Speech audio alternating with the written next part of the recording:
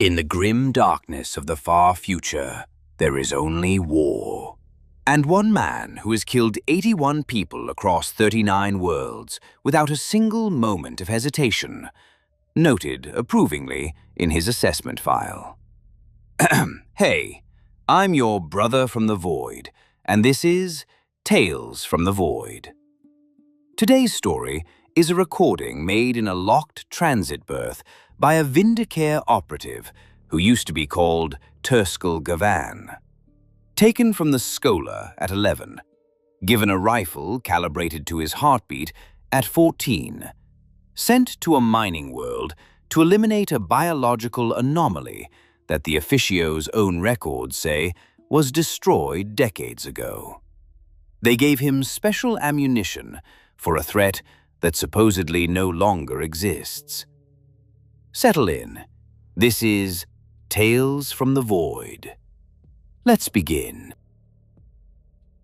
They told us the Maerorus Temple was destroyed, every record purged, every genitor executed, every sample incinerated down to the molecular level. The official line, delivered in that flat monotone the Officio reserves for its most carefully constructed lies, was that the experiment had been a singular aberration. A mistake born from desperation in the early centuries of the 40th millennium, corrected with extreme prejudice, never to be repeated. I believed that for 43 years.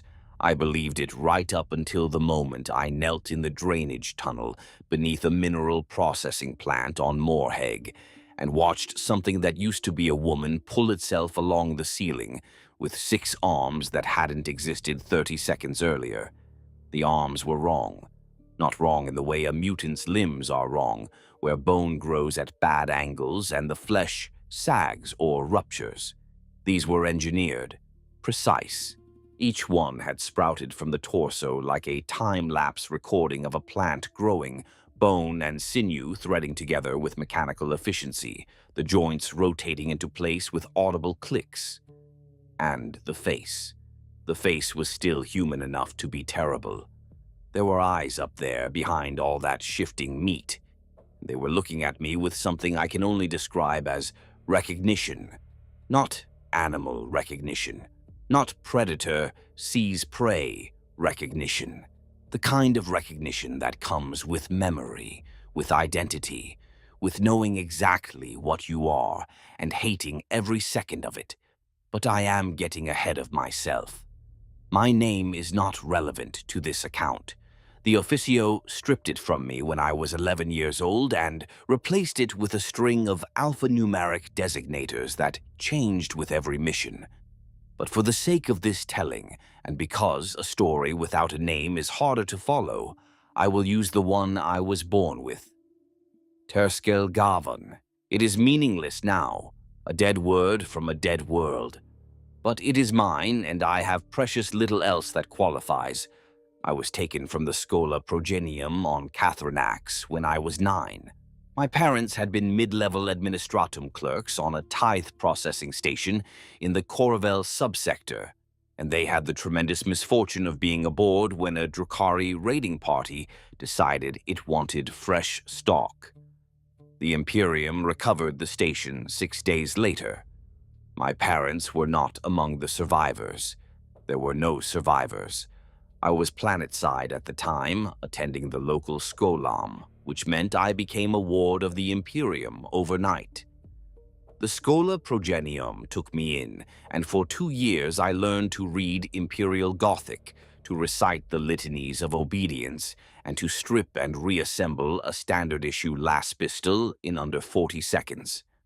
On the morning of my 11th birthday, a woman in a featureless black body glove appeared in the dormitory hall, spoke briefly with the drill abbot, and pointed at me. She pointed at 3 others as well. We were removed from the Schola that same hour. No ceremony, no explanation. Our personal effects were incinerated. Our scholastic records were deleted.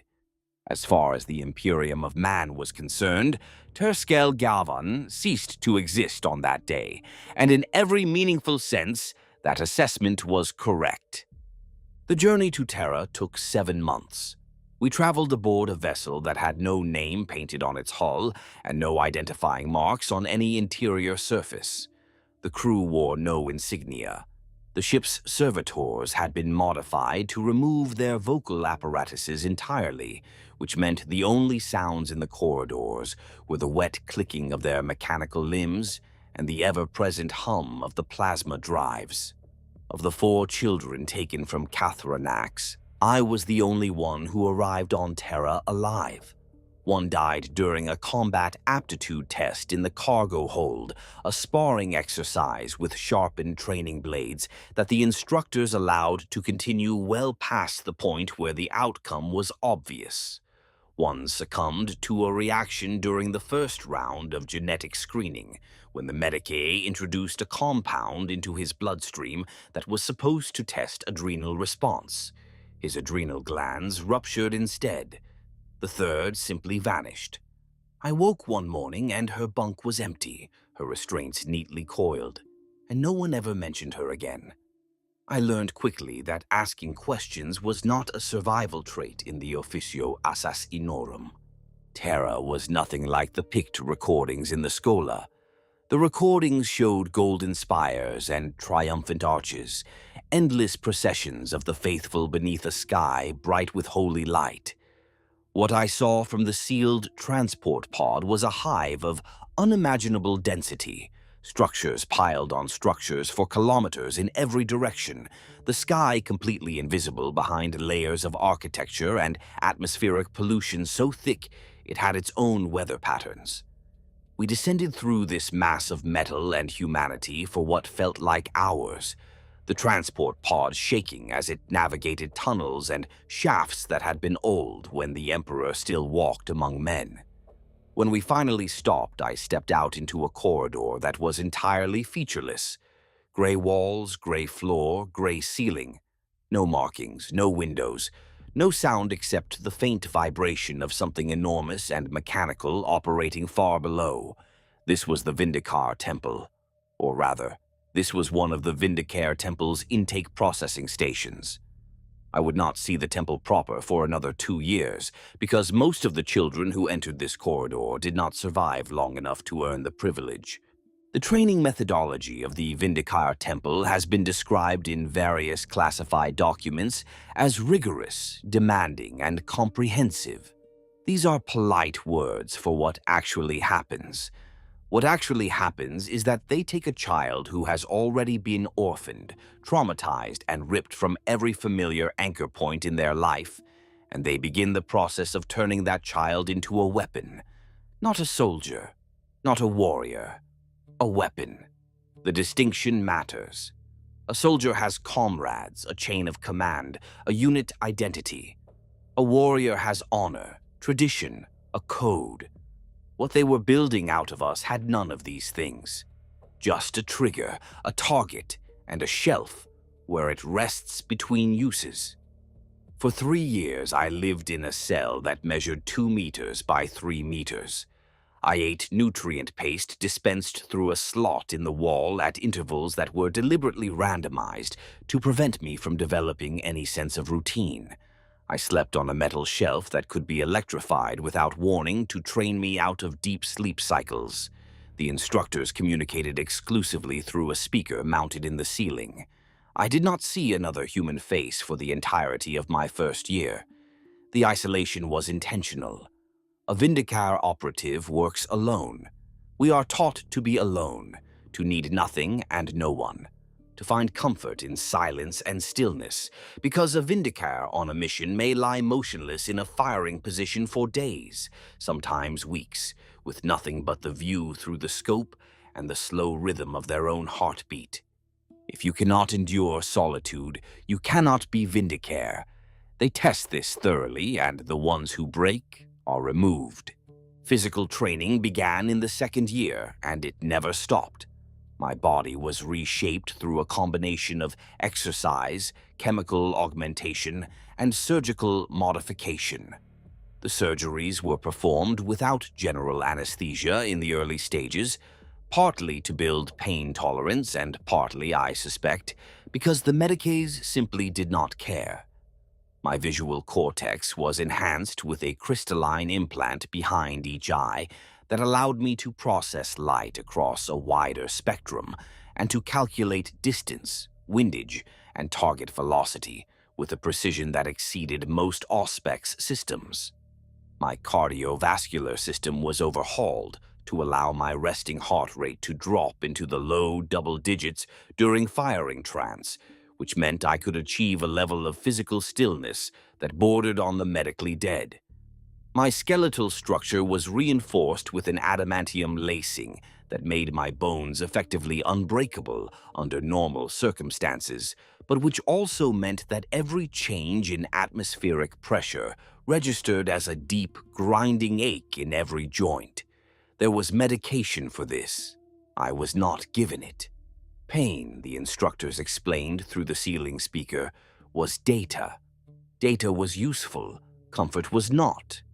In my third year, they put me in a room with another trainee and told us that one of us would leave and the other would not.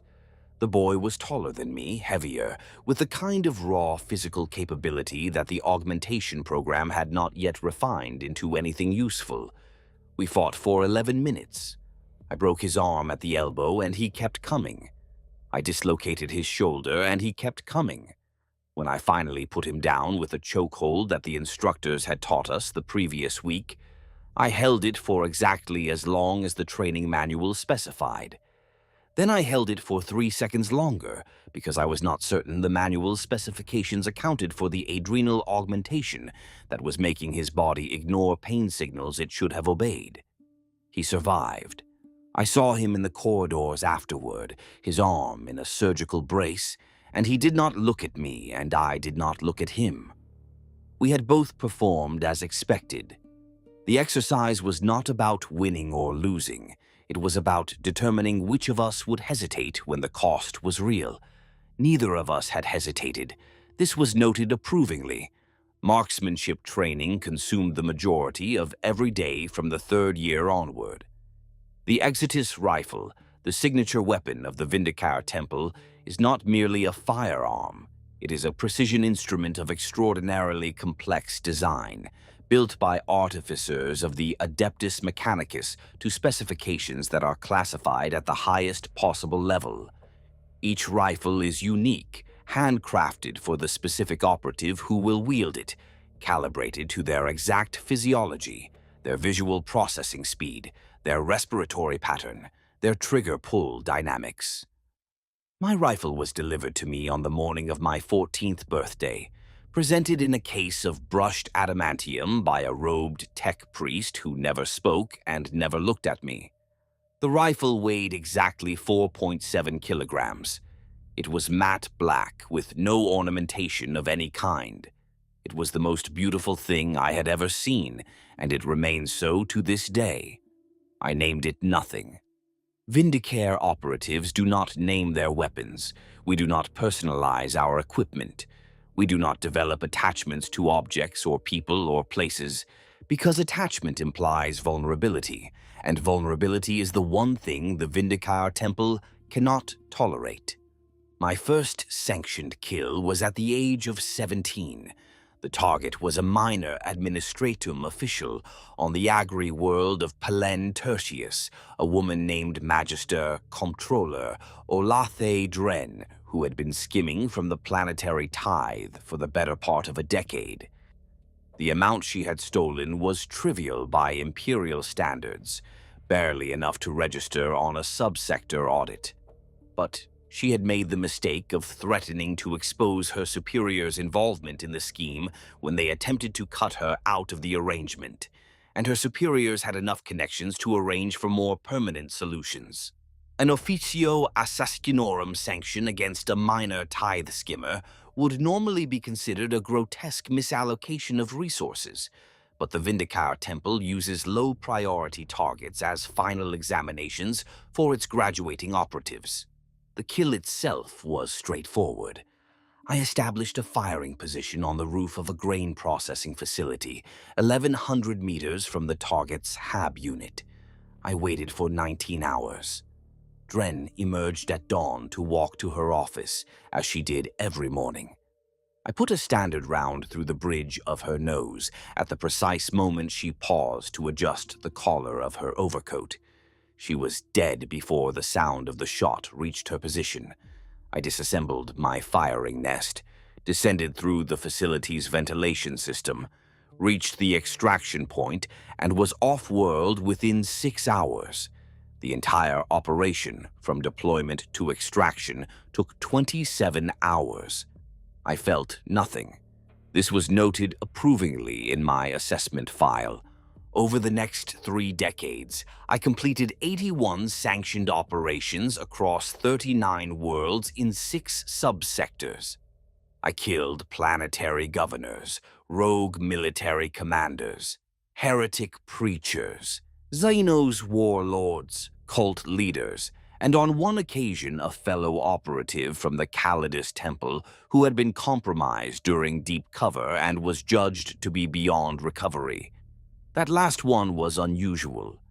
Killing another agent of the Officio is not something that happens often, and when it does, the authorization does not pass through normal channels. The order is reviewed by the Council of the Officio itself, signed off by the offending operative's temple master, and then transmitted to the executor via a courier protocol that exists for no other purpose. There is no paper trail outside the Officio's most secure archives. There is no record in the personnel database. The killed operative is logged as having died on a prior, unrelated mission, and the date of death is backdated to match. The kill itself was quick. She had been impersonating a cardinal of the ecclesiarchy on a shrine world in the Gol Vast Reach, and the polymorphine was beginning to degrade in ways that made her behavior increasingly erratic. I watched her through my scope for 3 days as she gave sermons, blessed pilgrims, and signed execution orders for heretics, all while the skin on the left side of her face slowly began to ripple and shift like something beneath it was trying to get out. The ripples were subtle. A pilgrim looking at her from the foot of the altar would have seen nothing, but the crystalline implants behind my eyes did not work like a pilgrim's eyes. They worked like a calibrated instrument, and at 1,200 meters through a Mechanicus-grade scope, the small failures of her cover were as visible to me as a tremor in a hand held a meter from my face. On the 4th day, I received the termination order.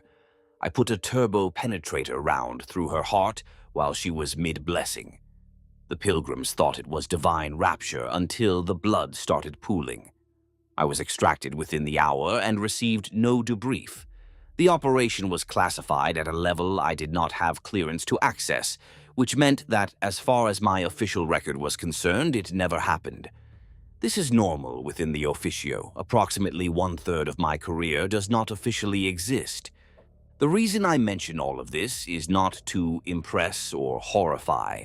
I have no interest in either reaction. I mention it because it is necessary to understand what kind of person the Officio Assassinorum produces, before you can understand what the Officio Assassinorum does to those who displease it. I was, by any operational metric, an exemplary asset. My mission success rate was flawless. My kill-to-deployment ratio was optimal. I had never required medical extraction, never compromised a cover, never left evidence that could be traced back to the Officio. I was an asset performing exactly as designed, and it was precisely because I was so reliable, so competent, so deeply embedded in the operational machinery of the Vindicare Temple that they chose me for the assignment on Morhegg. Because when the Officio Assassinorum needs someone to see something terrible and then do exactly what they are told about it afterward, they do not send their expendable assets. They send the ones they trust. And trust within the Officio is the most dangerous thing you can earn. The briefing for Morhegg came through non-standard channels, which should have been my first indication that something was fundamentally different about this operation. Standard Vindicare deployments follow a rigid protocol. A kill order is generated by the appropriate Imperial authority, routed through the Officio's Central Processing Directorate on Terra, vetted by the Grand Master of Assassins, and then transmitted to the operative via encrypted astro-telepathic burst. The operative receives a target designation, a planetary location, a time frame, and a set of operational parameters. Everything is clean. Everything is documented.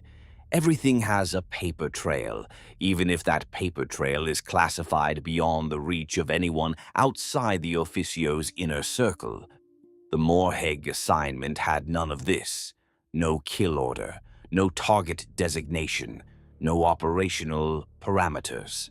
What I received was a summons to a facility I had never heard of, transmitted not through astro-telepathic channels, but via a physical data wafer delivered to my transit berth by a courier servitor that self-destructed immediately after I took the wafer from its mechanical hand. The wafer contained a set of coordinates, a departure time, and a single word in High Gothic that I had to look up in the Officio's restricted lexicon. Extirpare, to root out, to extirpate.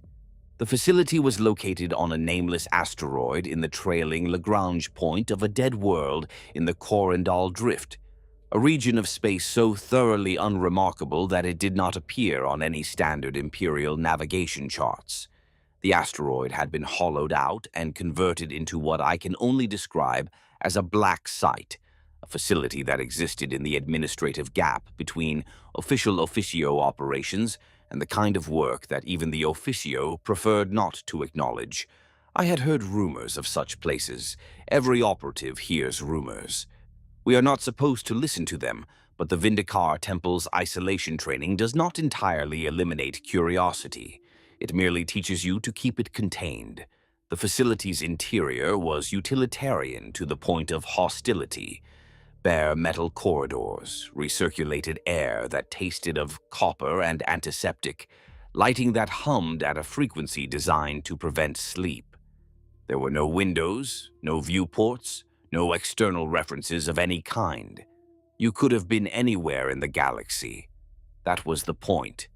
I was met at the docking bay by a woman who introduced herself as Director Secundus Lethane Torf.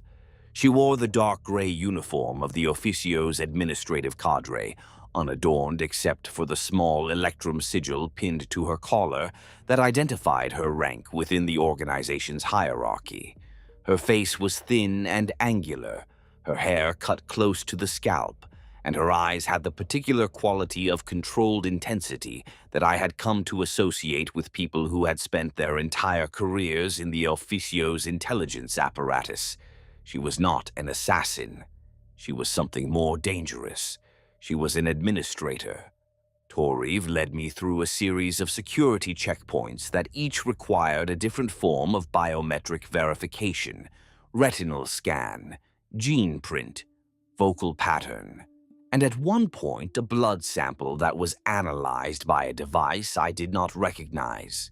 Beyond the final checkpoint was a briefing chamber that contained a single chair, a single desk, and a hololith projector that was already active when we entered. Toriv did not sit. She stood beside the projector and spoke for approximately 40 minutes without interruption. And what she told me rearranged my understanding of the Officio Assassinorum in ways that I am still processing. She began with the Maerorus Temple. I knew the name. Every senior operative in the Officio knows the name, in the same way that every Imperial citizen knows the name Horus. It is a cautionary tale, a warning about the limits of ambition and the cost of overreach. The official account, which I had been briefed on during my advancement to senior operative status, was straightforward.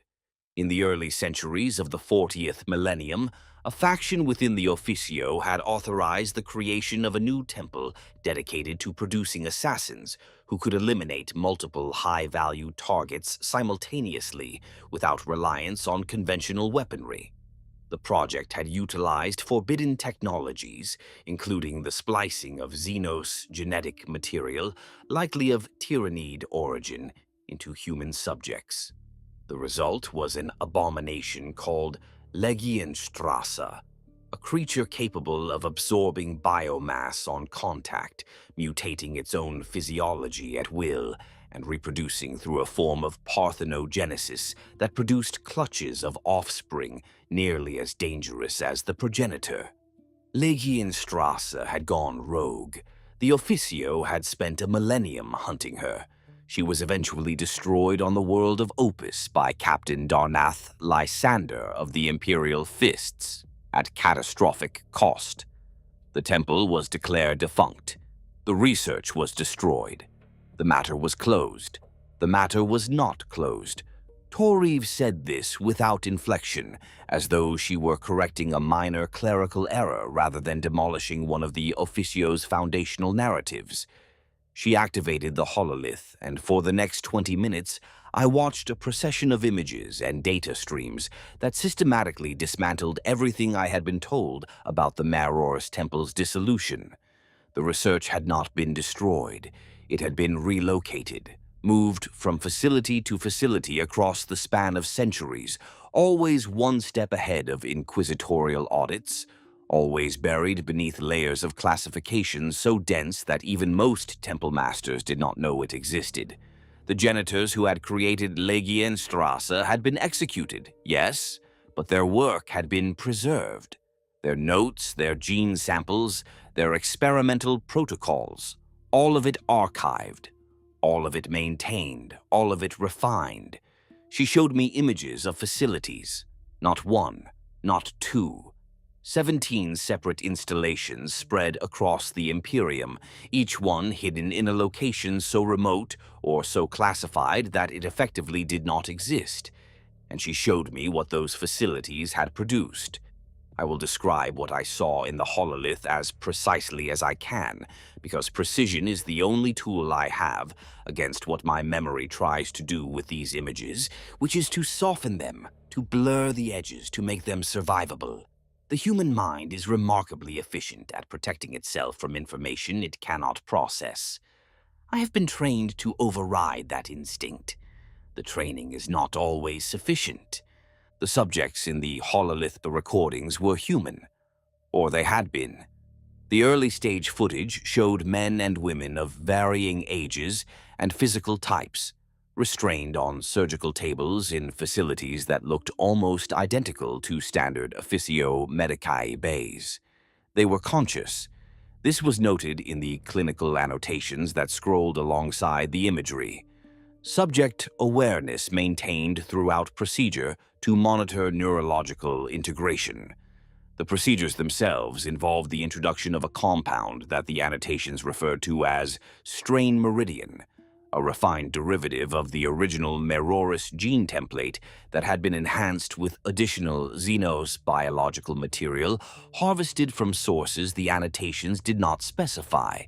The compound was delivered through a series of injections along the spine, beginning at the base of the skull and progressing downward to the sacrum. The effect was not immediate. In the early recordings, minutes passed between the final injection and the first visible response. Then the skin began to move, not in the way skin moves when muscle contracts beneath it.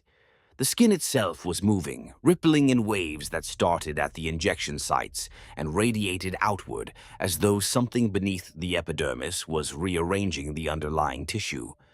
The subjects were screaming at this point, though the audio had been removed from the recordings. I could see their mouths open, their bodies straining against the restraints, the tendons in their necks standing out like cables. Then the real changes began. Bone growth, accelerated, uncontrolled, directed by the introduced genetic material toward configurations that had no analog in human physiology. I watched a man's rib cage split open from the inside as new ribs grew between the existing ones, the cartilage splitting visibly, the new bone pressing outward against the skin until it tore through. In another recording, a woman's arms elongated by a third of their original length over the course of 90 seconds, the joints dislocating and reforming as new muscle fiber wove itself around the extending bone, her fingers splitting and refusing into configurations that had more in common with a raptor's talons than with anything human.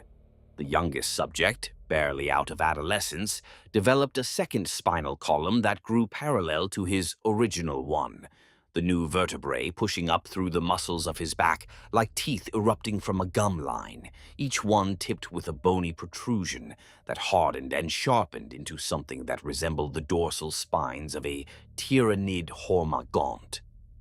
Most of the subjects died. The annotations recorded this with clinical detachment. Subject expired at Mark 7.3. Cause: systemic organ failure secondary to skeletal restructuring exceeding cardiovascular capacity. Subject expired at Mark 12.1. Cause: neurological cascade failure. Brain death confirmed at Mark 12.4. Recovery of genetic material proceeding. The ones who did not die were worse, because the ones who did not die kept changing. The later stage recordings showed subjects who had survived the initial transformation and continued to mutate over periods of days, weeks, months. Their bodies had become fluid things, their physiology in a state of constant flux, bone and muscle and organ tissue growing and reabsorbing in cycles that followed no pattern the genitors could predict. One recording showed a woman who had been in continuous transformation for 47 days. She no longer resembled a human being. She was a mass of tissue approximately 2 meters in diameter, suspended in a containment field, her original skeletal structure still faintly visible within the larger mass like a fossil embedded in sedimentary rock. She was still alive. The monitors confirmed brainwave activity consistent with consciousness, and on the surface of the mass, pushed outward by the constant pressure of new growth, was a face. Her face, mostly intact. The eyes were open, the mouth was moving. There was no audio on this recording either, but I did not need audio to read the word her lips were forming, over and over, in a loop that the timestamp indicated had been continuous for 11 days. The word was please.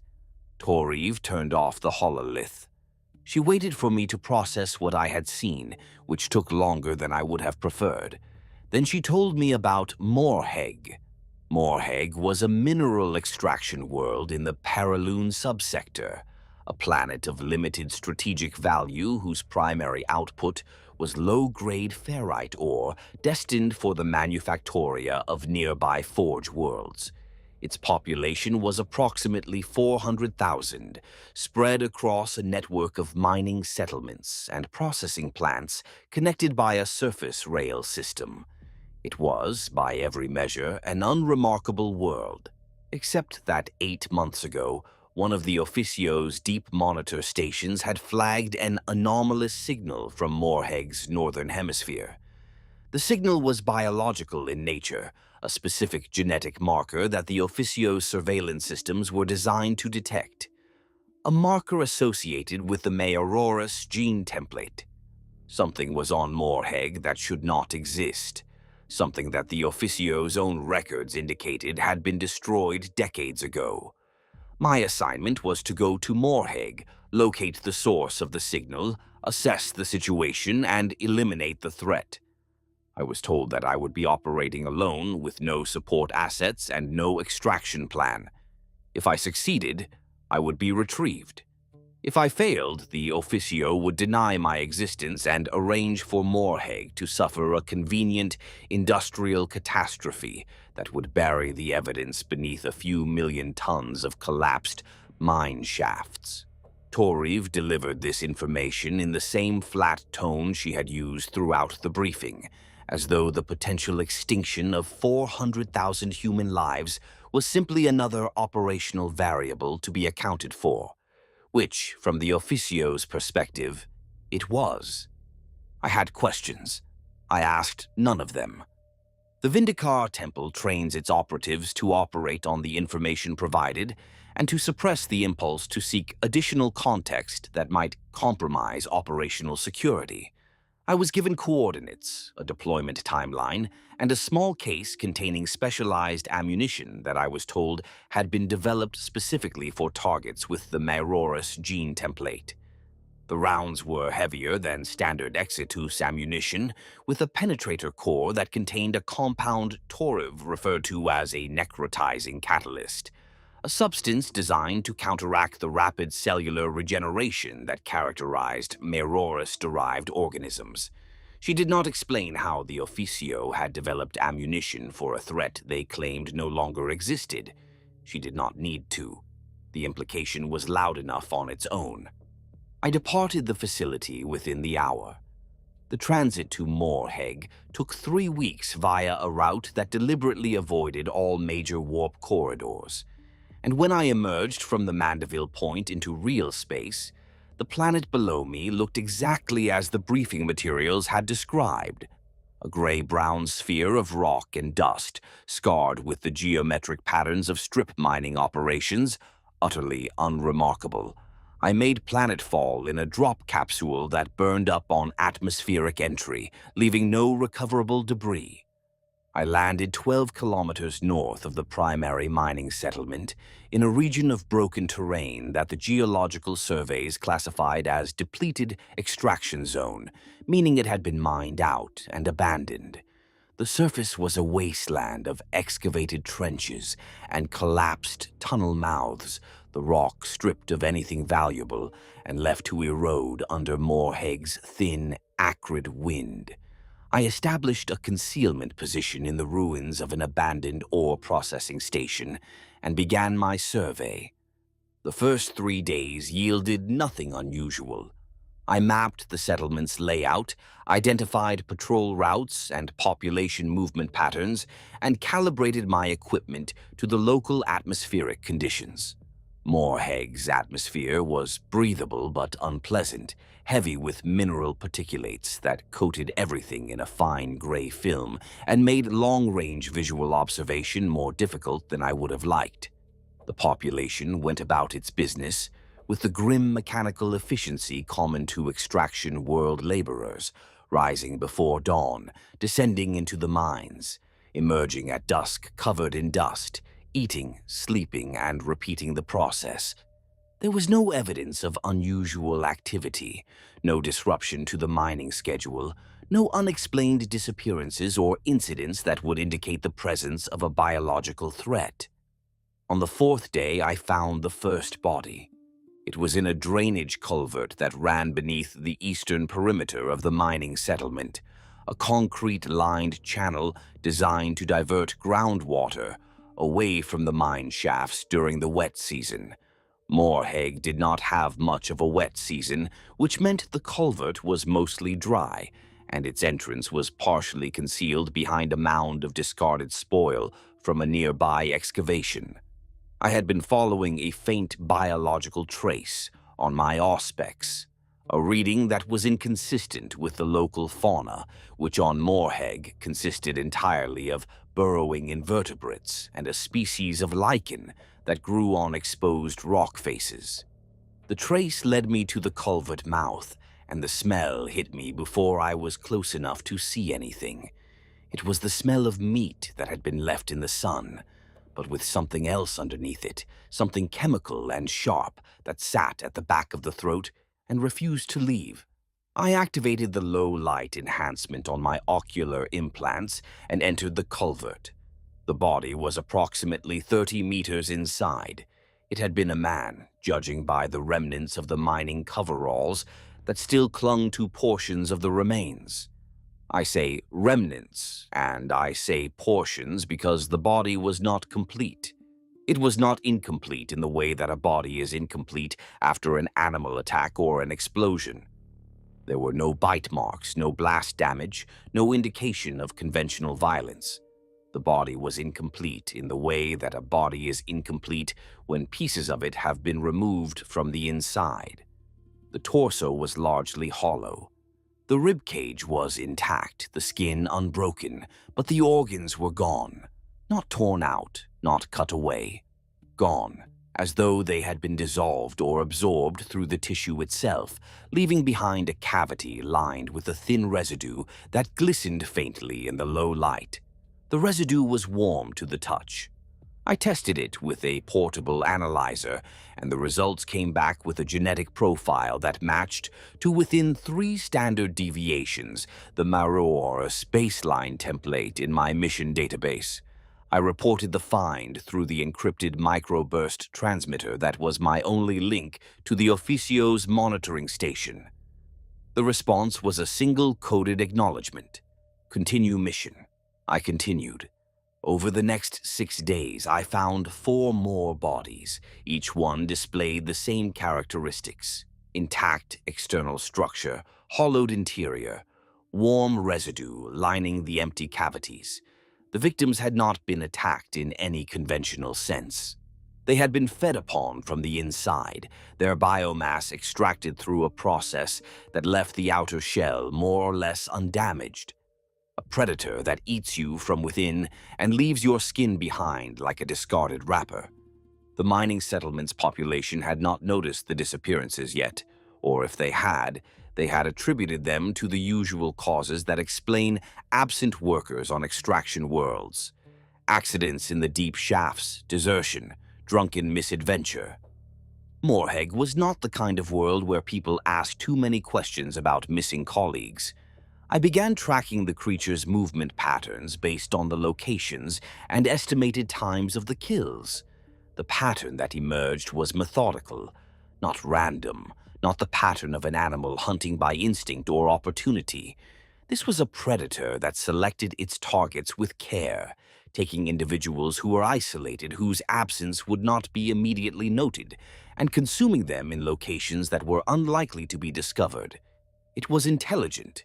It was cautious, and it was moving in a rough circuit that centered on a location approximately 7 kilometers north of the settlement, in the abandoned extraction zone where I had made my initial landing. I relocated my observation post and began surveying the area around the apparent center of the creature's territory. What I found was a mine entrance that did not appear on any of the geological survey maps I had been provided.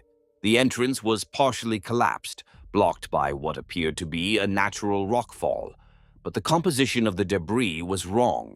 The rocks had been placed deliberately, arranged to give the impression of a collapse while actually leaving a gap near the bottom that was just large enough for a human-sized figure to pass through. Beyond the gap was a shaft that descended at a steep angle into the planet's crust. I followed it down for approximately 200 meters before the shaft opened into a series of chambers that had been excavated with industrial equipment, the walls smooth-cut with the characteristic tool marks of a mining laser. But these chambers had not been used for mining. The first chamber contained what remained of a laboratory. The equipment was old, decades at least, perhaps longer. Surgical tables with integral restraint systems, fluid reservoirs connected to injection apparatus, monitoring stations with dead cogitator screens, storage units that had been sealed with biohazard containment protocols. And on every surface, on the walls, the ceiling, the floor, the equipment, everywhere, the same warm, glistening residue I had found inside the hollowed bodies. The second chamber was worse.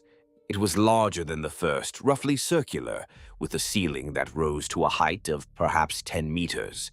The walls were covered in what I initially took to be some form of organic growth, a textured surface of ridges and folds that resembled the interior of an intestinal tract scaled up to architectural proportions. The growth pulsed faintly, a slow rhythmic contraction that I could feel through my boots as a vibration in the floor. The air in this chamber was thick and warm and wet, a stark contrast to the cold, dry atmosphere of the surface. And in the center of the chamber, suspended from the ceiling by a web of fibrous tissue that connected to the organic growth on the walls, was a shape. It was roughly humanoid. It hung head downward, its limbs drawn up against its torso in a fetal posture, its skin so pale it was almost translucent. I could see the network of veins beneath the surface, blue and red and something else, a third color that did not belong in human vasculature, a deep iridescent purple that pulsed in time with the contractions of the wall growth. The shape was breathing, slowly, deeply, with a regularity that suggested not sleep, but something more deliberate, more controlled. A state of suspended animation maintained not by technology, but by biology. The creature was resting, conserving energy between feeding cycles, and it was enormous.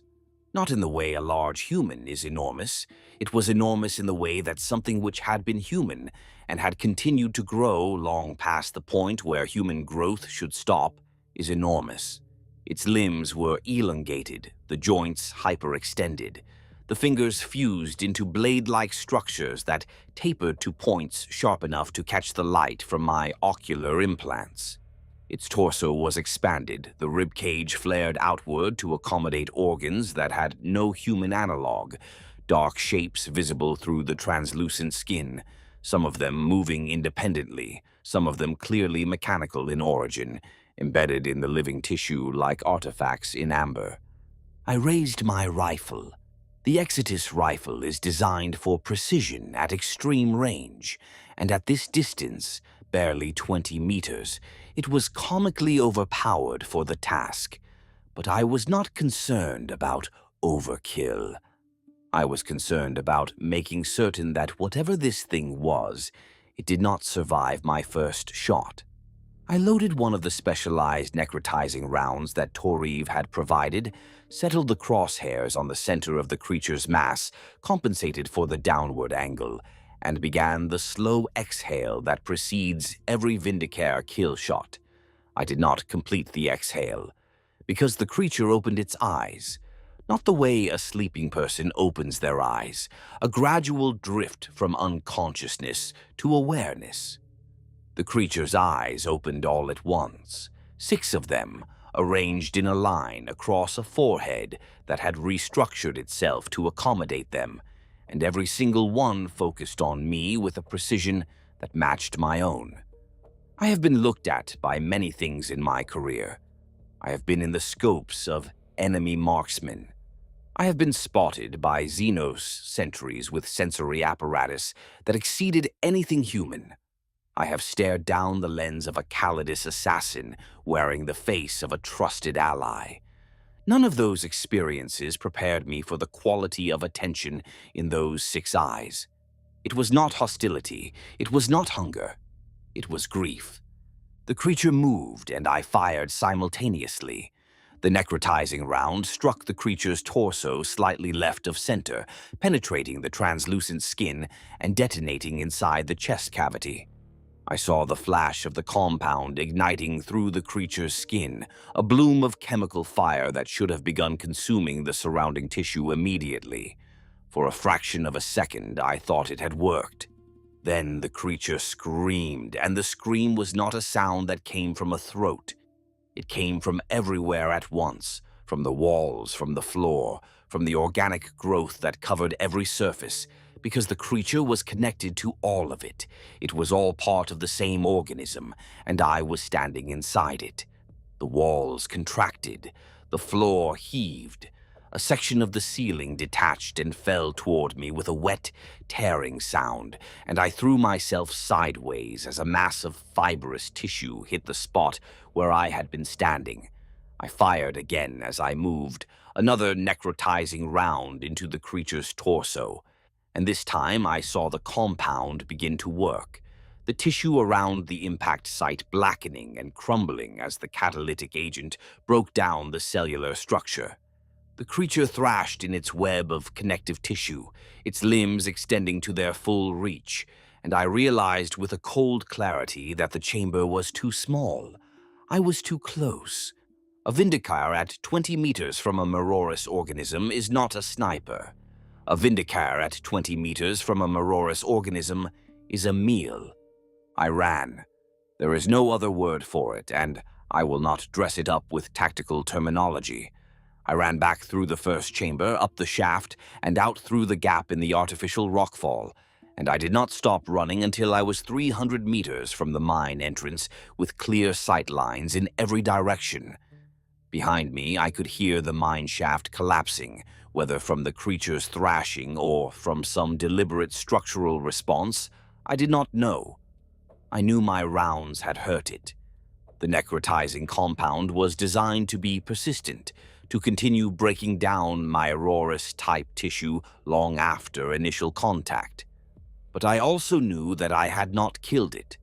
The Maerorus gene template included regenerative capabilities that exceeded anything in the Imperium's medical science.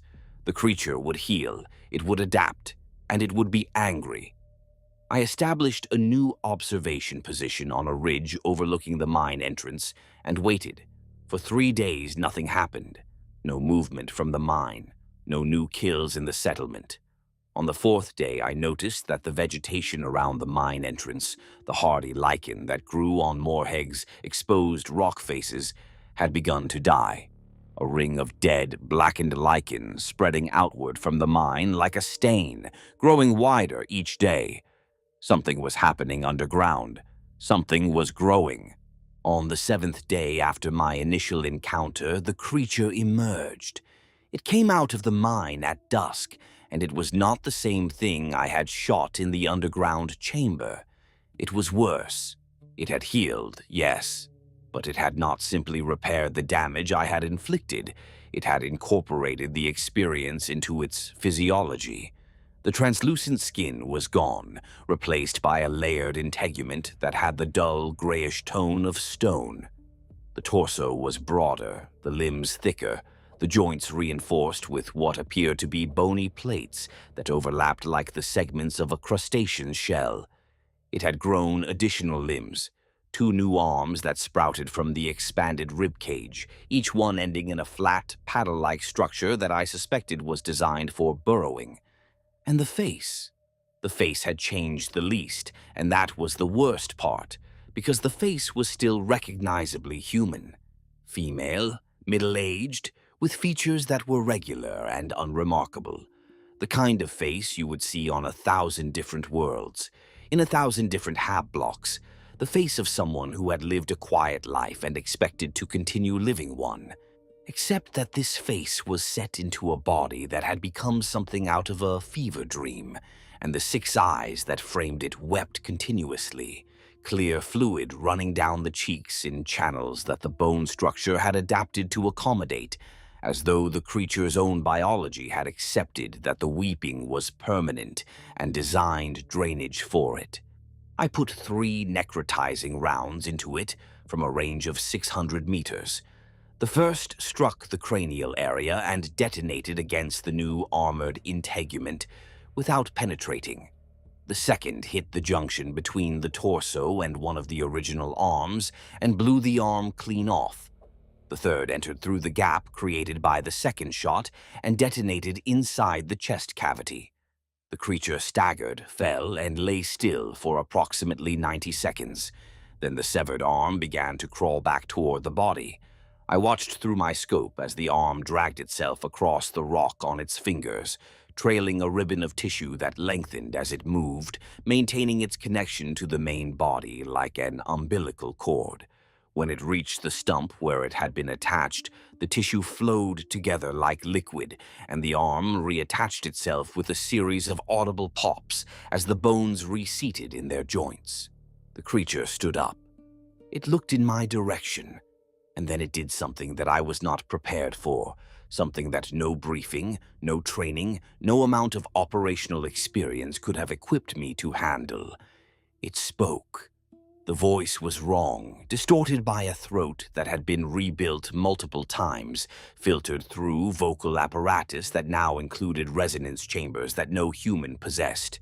But the words were clear, and they were Imperial Gothic. It said, "I remember the temple. I did not fire again. I should have. Every protocol, every instinct, every element of my training demanded that I continue engaging the target until it was destroyed or I was out of ammunition. But those 3 words stopped me in a way that a physical blow could not have. I remember the temple. Not the temple of a religion, not a place of worship. The temple spoken with the particular weight and cadence that only someone who had been raised within the Officio Assassinorum would use. I held my position and I watched the creature turn away from me, moving north with a gait that was disturbingly fluid for something of its mass, and I let it go. Then I returned to my concealment position, and I did something I had not done in my entire career. I opened the sealed data archive on my mission wafer and began reading the files I had been instructed not to access. The files were encrypted, but the encryption was Officio standard, and every senior operative carries the cipher keys for their clearance level embedded in their cortical implants. The files Toriv had sealed on my mission wafer were classified 1 tier above my nominal clearance, which meant they were intended to be accessible to me if I chose to look. This was not an oversight. The Officio does not make oversights. The files were there because someone wanted me to find them, and the lock was there so that whoever opened them would do so as a deliberate act, a choice that could be recorded and, if necessary, used against them. I opened them anyway. The first file was a personnel manifest. It was structured like a standard Officio deployment roster, with alphanumeric designators, temple affiliations, operational histories, and current status codes. But the status codes were wrong.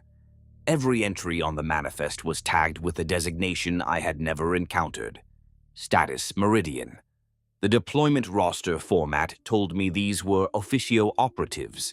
The temple affiliations confirmed it. There were Vindicare on this list, Callidus, Colexis, Venenum, even a handful of Vanis info sites, which struck me as unusual, since Vanis operatives rarely appear in field deployment records. 43 names in total, spanning a period of approximately 2 centuries. I cross-referenced the first few entries against the Officio's general personnel database, which I had limited access to through my mission wafer's encrypted uplink. Every name I checked came back with the same result.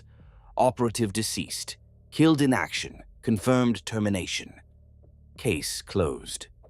These people were supposed to be dead. The Officio's own records said they were dead, but the manifest classified them as status Meridian, and when I opened the sub-files attached to each entry, I found operational summaries that continued well past their recorded dates of death. Post-mortem assignments, ongoing status updates, medical data that described physiological changes consistent with the footage Toriv had shown me in the briefing, the footage of the Maerorus experiments. I read through the sub-files methodically, one by one, because the alternative was to stop reading. And if I stopped reading, I would have to start thinking about what I was learning, and I was not yet ready to do that. Each sub-file followed the same structure: operative designation, temple of origin, career summary, then a section headed disciplinary action, followed by a section headed Protocol Meridian, induction. The disciplinary actions varied. One Vindicare had failed to execute a sanctioned kill, hesitating at the critical moment and allowing the target to escape. A Callidus had maintained unauthorized contact with a civilian during a deep cover operation, compromising the mission. A Colexis had refused a deployment order, citing psychological deterioration that the temple's medicae had classified as within acceptable operational parameters. A Vanis infosite had accessed classified data above their clearance level and transmitted fragments of it to an inquisitorial contact. The infractions were diverse, but they shared a common quality. None of them were capital offenses under the Officio's code of conduct. They were failures, lapses, moments of weakness or poor judgment that, in a normal Imperial military organization, might result in penal service, demotion, or reassignment. In the Officio Assassinorum, these failures had resulted in something else entirely: Protocol Meridian. The induction records were thorough. Each one documented the process by which a living, conscious, fully aware operative of the Officio Assassinorum was subjected to the Maerorus gene template. The strain Meridian compound, refined from the original Legionstrasse biodata, the spinal injections, the transformation, all of it performed on people who had been told they were being transferred to a classified rehabilitation program. People who walked into the procedure room expecting corrective surgery or neural recalibration, and instead received the injection sequence that would unmake them at the cellular level. The records were meticulous. They documented everything. The duration of the transformation process, which varied from subject to subject but averaged between 17 and 42 days. The percentage of subjects who survived the initial phase, which was approximately 11%. The physiological characteristics of the survivors, which were broadly consistent with the original Maerorus template, but exhibited significant individual variation, presumably influenced by the subject's original genetic makeup and augmentation profile, and the psychological assessments, which were the part I had the most difficulty reading. Because the psychological assessments confirmed what I had already begun to suspect from the moment the creature on Morhegg opened its mouth and spoke 3 words in Imperial Gothic. The subjects retained their consciousness, not partially, not in fragments, fully, completely. They knew who they were, they knew what they had been, and they knew with absolute clarity what they had become. The assessment reports confirmed it in clinical language that made the horror worse by refusing to acknowledge it as horror. Cognitive function remains within baseline parameters. Long-term memory appears largely intact. Recommend continued monitoring of psychological state during integration phase. Integration phase. That was the term the records used for the period during which a transformed operative came to terms with the fact that they were no longer human, that their body was now a self-modifying biological weapon that would continue to grow and change and consume biomass in order to fuel its ongoing transformation.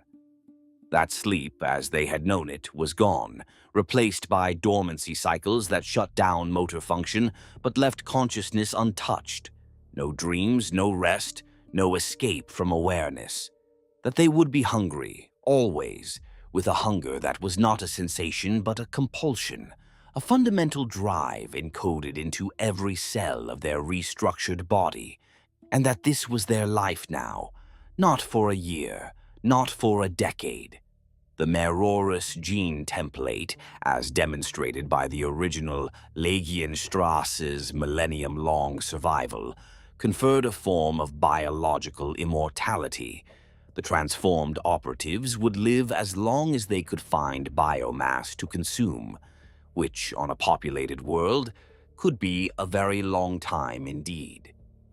The final section of each sub-file was headed Deployment, after the transformation was complete, and the assessment reports confirmed that the subject had achieved a stable, if continuously evolving, biological state. The transformed operative was transported to a remote world and released. Released, like an animal being returned to the wild. The deployment records listed the worlds. I recognized some of them.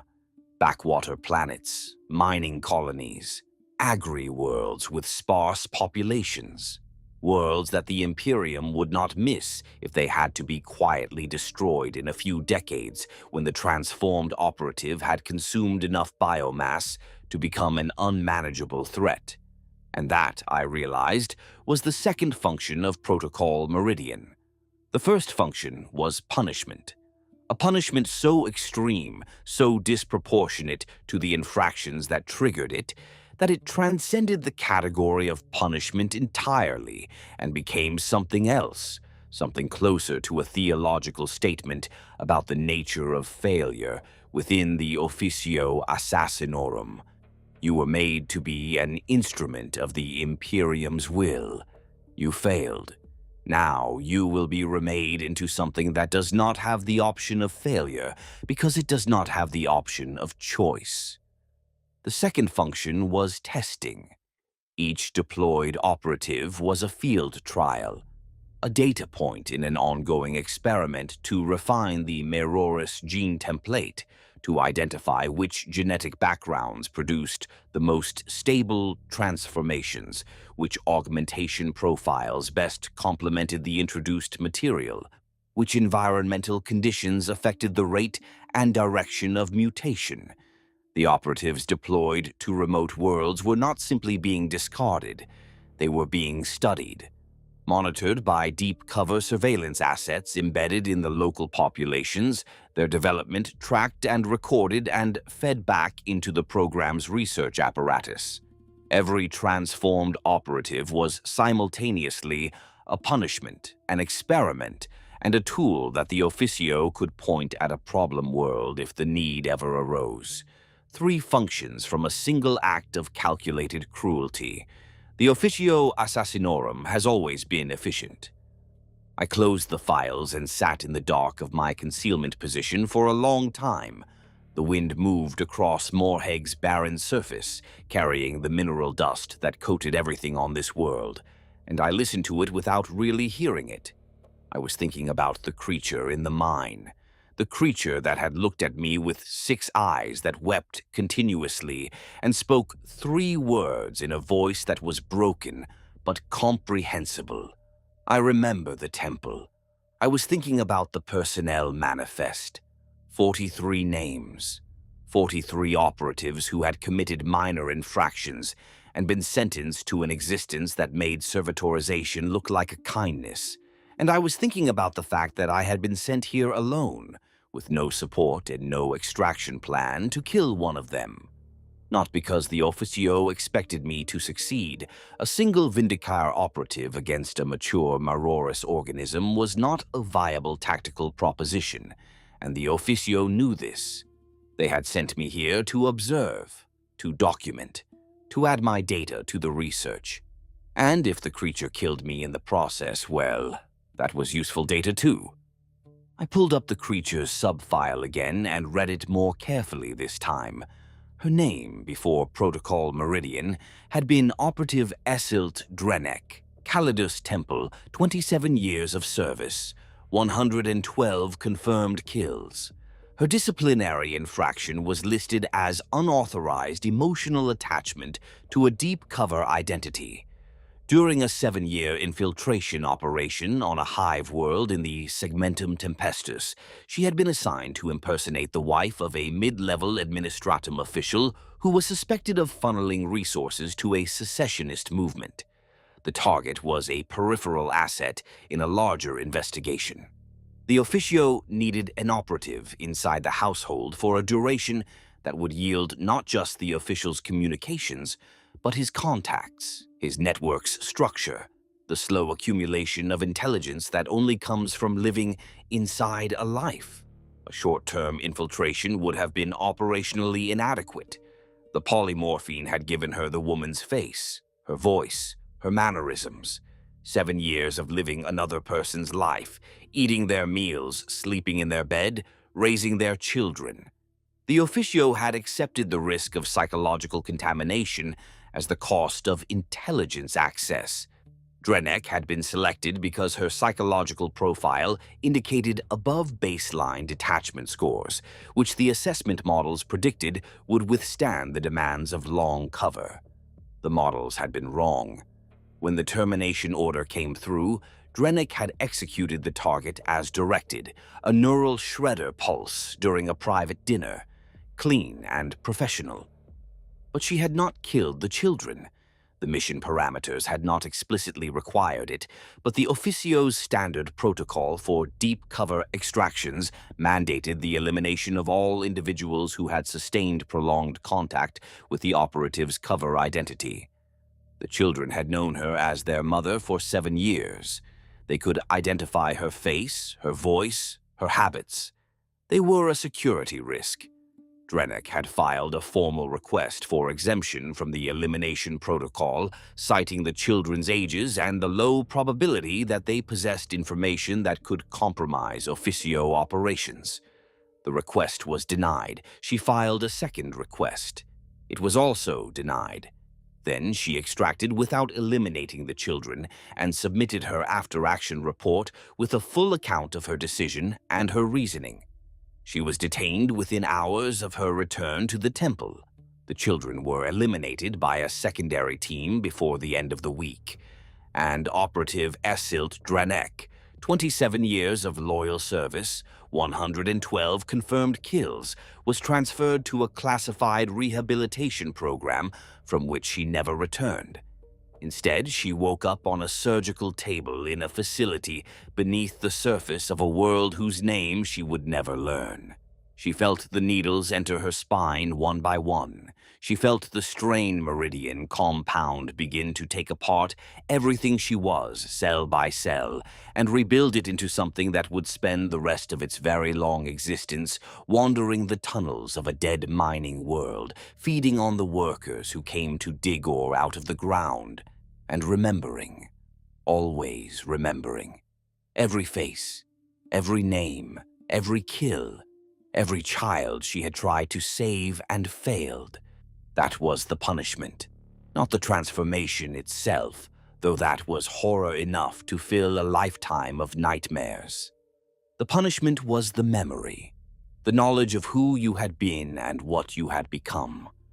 The understanding that this was done to you not by the enemies of the Imperium, but by the institution you had served with absolute fidelity for the whole of your adult life, the certainty that no one would come for you, that no one would mourn you, that the only visitors you would ever receive would be operatives sent to observe your deterioration and take notes.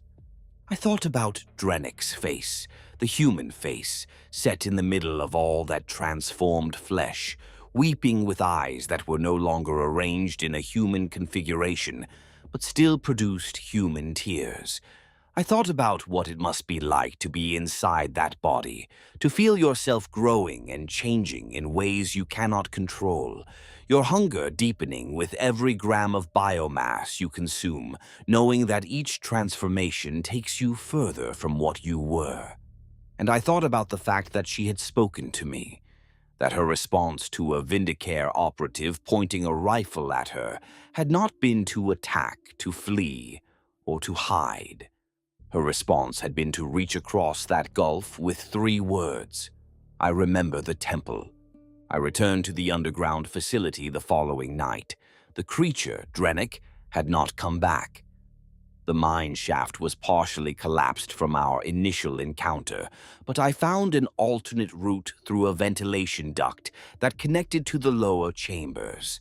The laboratory was damaged but intact, and more importantly, the data storage systems were still functional. Officio standard cogitator banks, hardened against electromagnetic interference and physical shock, designed to preserve their contents through conditions far worse than a cave-in. But the cogitators were not the first thing I noticed. The first thing I noticed was the equipment case tucked behind a collapsed shelving unit in the corner of the laboratory. It was Vindicare issue.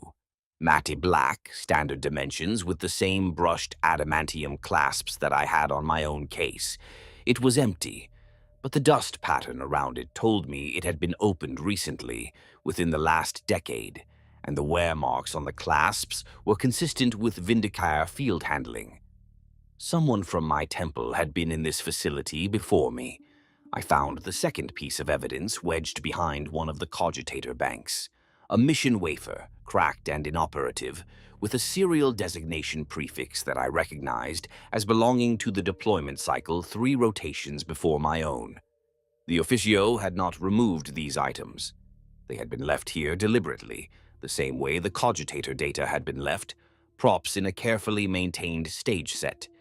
And in the ventilation duct I had used to enter, scored into the metal with something sharp, 4 vertical lines crossed by a diagonal. A tally. 5. 5 previous visitors. 5 Vindicare operatives who had crawled through this same duct, stood in this same laboratory, and found these same cogitator banks waiting for them with their data perfectly preserved. I spent the next 9 hours extracting records. The cogitators contained files going back over a century and a half, and what they described was not a rogue operation. It was an institution. Protocol Meridian had its own directorate, its own budget lines, its own logistics chain that procured xenos biological matter harvested from Tyranid organisms along the eastern fringe. It had its own research division, its own judicial apparatus, and its own dedicated personnel who had been running this program for generations, while the rest of the Imperium believed the Maerorus Temple was a cautionary tale and nothing more. But there was a subsection of the archive that interested me more than the institutional overview, a subsection that explained the equipment case and the mission wafer and the tally marks in the duct. It was labeled Operational Testing, Morhegg Deployment Series. The records documented 7 previous iterations of my exact mission. 7 operatives, all Vindicare, all senior, all dispatched to Morhegg over a period of 90 years, with identical briefing parameters and identical sealed files on their mission wafers. The same facility, the same data, the same creature. 7 operatives sent to kill Esilt Drenek, and 7 different responses meticulously catalogued. 2 had engaged the target without accessing the sealed files and been returned to active service with commendations. The records noted that Drenek's biosignature had reappeared on Morhegg within 4 years of each of those engagements.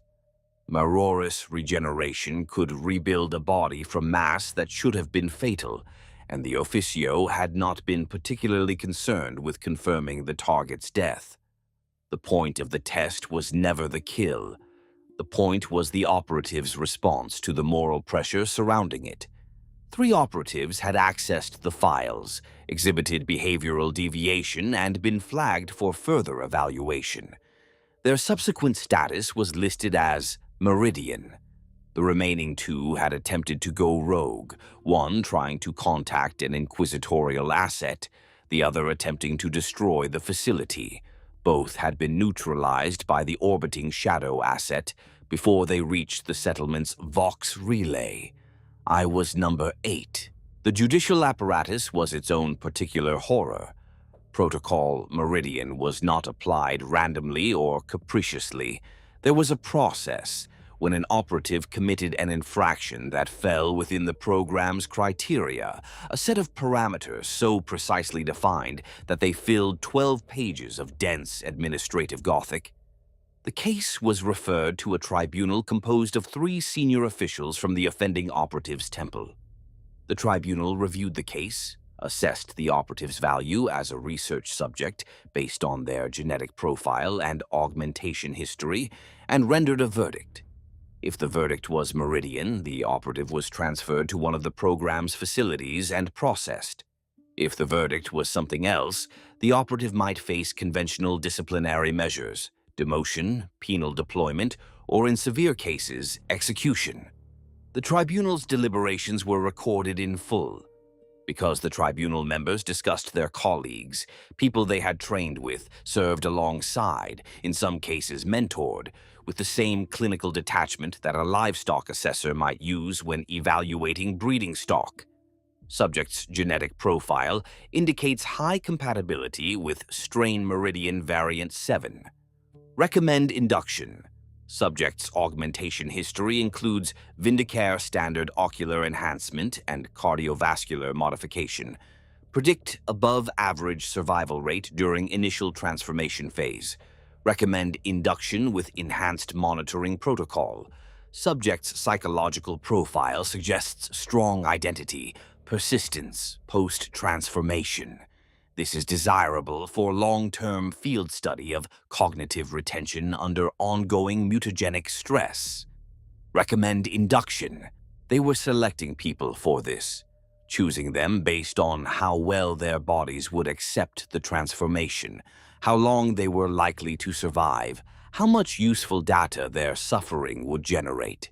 and the selection criteria were weighted toward operatives who would retain the most awareness during and after the process, because conscious subjects produced better research outcomes than subjects whose minds collapsed early. They wanted their victims to know what was happening to them. They wanted them to remain coherent enough to be studied. The operational scope was larger than I had initially understood. The personnel manifest on my mission wafer had contained 43 names. The facility's archive contained over 300. 300 operatives of the Officio Assassinorum processed across the span of nearly 6 successive Grand Master tenures, transformed into Maerorus organisms and released onto worlds across the Imperium. Some had been deployed decades ago and were presumably still active, still consuming, still growing. Others had been eliminated by subsequent Officio operations, though the archive noted that kill confirmation was achieved in fewer than half of all deployment termination attempts. The Maerorus organisms were extraordinarily difficult to destroy. Legienstrasse herself had required a space marine captain of exceptional ability to bring down, and she had been a first-generation prototype. The creatures produced by Protocol Meridian were refined, improved, harder to kill. And there were more recent entries. I found induction records dated less than a standard year before my deployment to Morhegg.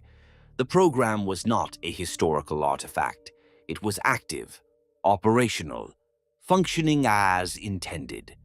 Somewhere in the Imperium, at this very moment, there were facilities processing new subjects, tribunals rendering verdicts, and logistics chains delivering the strain Meridian compound to surgical tables where conscious men and women were being unmade in the name of research and retribution. The scale of it settled over me like the weight of the rock above my head. This was not a secret that a few people were keeping. This was a secret that an entire administrative apparatus was dedicated to maintaining, with redundancies and fail-safes and contingency plans built in at every level. The kind of secret that does not get exposed because the machinery protecting it is too vast, too entrenched, too deeply woven into the fabric of the institution itself. The Officio had been running this program since the time of my great-grandfather's grandfather. It would continue running it long after I was gone, in whatever form I was permitted to continue existing. No one was going to stop it. No one outside the program even knew it existed, and the people inside the program either ran it or were consumed by it. I copied what I could onto a secondary data store and sealed the original archive. Then I returned to the surface. The wind on Morhegg was constant, thin and abrasive, carrying grit that scraped against my skin with a sound like whispered static. I sat in my concealment position and watched the settlement's lights flicker in the distance, and thought about what I had read. Esilt Drennick Callidus Temple, 27 years of service, punished for refusing to kill 2 children. I could hunt her. I had the ammunition, the training, the conditioning. And if I succeeded, Protocol Meridian would continue. One dead Maerorus on an extraction world would not register in the program's calculus. But there was something else, something that the files had forced me to confront. In 30 years of service, I had never once questioned whether a target deserved to die. 81 kills, and not a single moment of hesitation. I had told myself this was discipline, training, the Vindicare ideal of perfect detachment. But reading those tribunal reports, watching the Officio's administrators assess their own colleagues for conversion with the same clinical efficiency I used to assess a firing solution, I recognized something in that detachment that I did not want to name. I had not been reluctant to kill because my conditioning was strong. I had been willing to kill because killing was easy, and easy things do not require justification. The Officio had not removed my conscience. They had simply never given me a reason to use it. But Drennick had spoken to me, 3 words in Imperial Gothic, delivered from a body that barely had the anatomy to produce them. And those 3 words had done what the Officio's entire apparatus of conditioning was designed to prevent. She had reminded me that the targets are people. I have always known this. I know their names. The woman on Pelen Tertius who paused to adjust her collar. The cardinal on the shrine world who was mid-blessing when the round entered her chest. The Callidus operative whose face was beginning to shift. I had checked the manifest while I read. Her designation was there, 3 entries above Drenix, the disciplinary action listed as unauthorized contact with deep cover identity, status flagged for tribunal review prior to her elimination. The polymorphine degradation had been real, but the file noted that she had been refusing her maintenance doses for weeks, deliberately undermining her own cover, gambling that an emergency extraction protocol would pull her off the shrine world before the tribunal could process her case. The protocol existed. It would have worked. But the Officio chose not to invoke it. They let the polymorphine continue to fail. They let her behavior continue to deteriorate. And when the degradation reached the threshold that justified termination on operational grounds, they sent me to put a round through her heart. A turbo penetrator was cleaner than a tribunal that might rule Meridian, and a transformation that could take 42 days. They had used me to grant her a mercy she had not been able to request. They had also used me to silence her. Both were true. Both had been calculated. The realization sat in my chest with the quality of cold that I had not felt in 3 decades of field work. But knowing a fact and feeling its weight are different things, and the Vindicare Temple spends a decade ensuring that its operatives can know without feeling. Drenix had cracked that separation.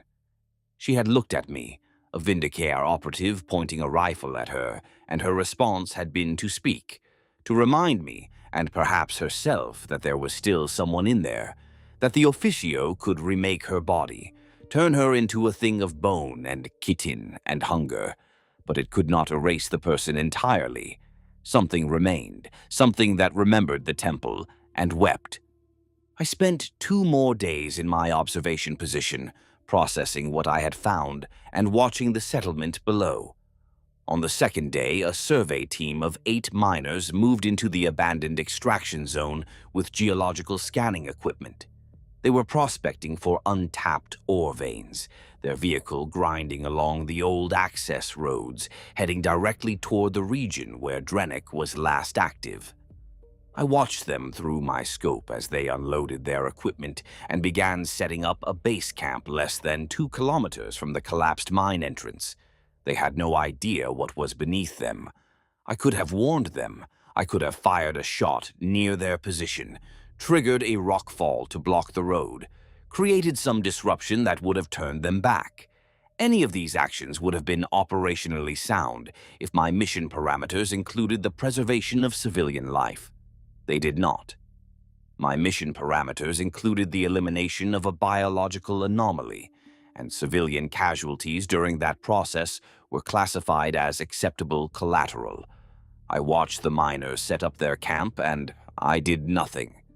On the 3rd morning, one of them wandered into the gulch where I had found the 2nd body 2 weeks earlier, squatted behind a rock to relieve himself, and found the remains. I heard his scream from a kilometer away. Within 4 hours, the survey team had packed their equipment and retreated to the settlement. There would be questions now, reports filed, perhaps an investigation. The clock was running. I also intercepted a coded transmission during this period on the Officio's secure frequency, directed not at me but at someone in high orbit. A ship running dark on minimal power. The shadow asset. The same operator who had neutralized the 2 before me when they tried to reach the settlement's Vox relay. Listening now to my heart rate, my respiration. The biometric output of an operative running out of options. I sat in my concealment position and turned the situation over in my mind, the way a Mechanicus adept turns a malfunctioning component, looking for the fault. The fault was that there was no fault. The system was functioning exactly as designed. Drennek was the stimulus. I was the variable.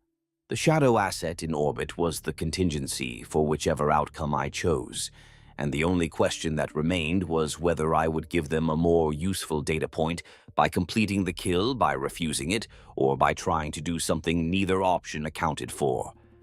I have described myself as a weapon. I have said this with a kind of grim acceptance that I mistook for self-knowledge. But sitting in the dust and the mineral wind of Morhegg, with the data store pressing against my thigh and the knowledge of the ship in orbit pressing against my mind, I realized that I had been wrong about what I was. I was not the rifle. I was not even the bullet. I was the target. I had always been the target. From the moment the woman in the black body glove pointed at me in the Schola Progenium dormitory on Catheranax, I had been aimed at this moment. Every mission, every kill, every year of isolation and operational excellence had been moving me toward the point where I would sit in the dark on a dead world and choose between obedience and conscience, knowing that both options had been anticipated and accounted for. The Officio does not produce operatives who can choose. It produces operatives who think they can choose, and then it watches to see what the illusion reveals. Because even the choosing is data. Even the rebellion is useful.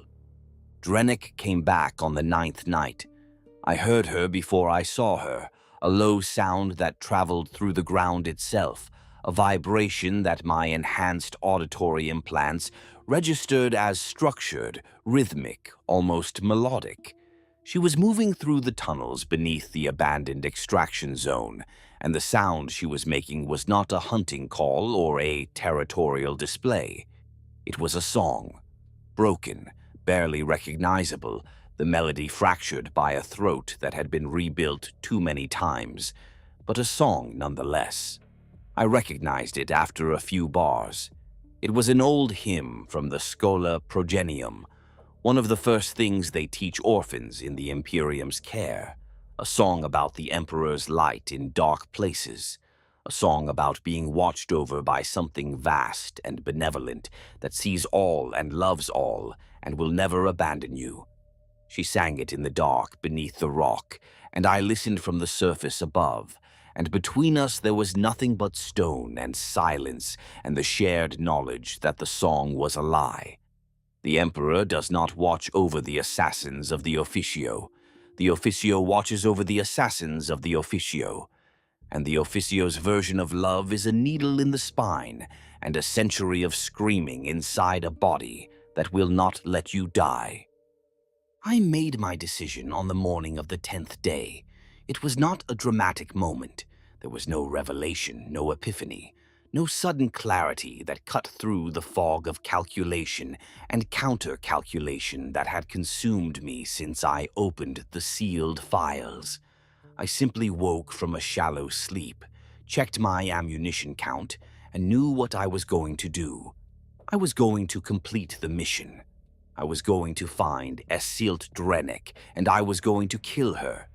Not because the Officio had ordered it, not because I believed that her death would serve any purpose larger than the termination of a single suffering creature on a single unremarkable world.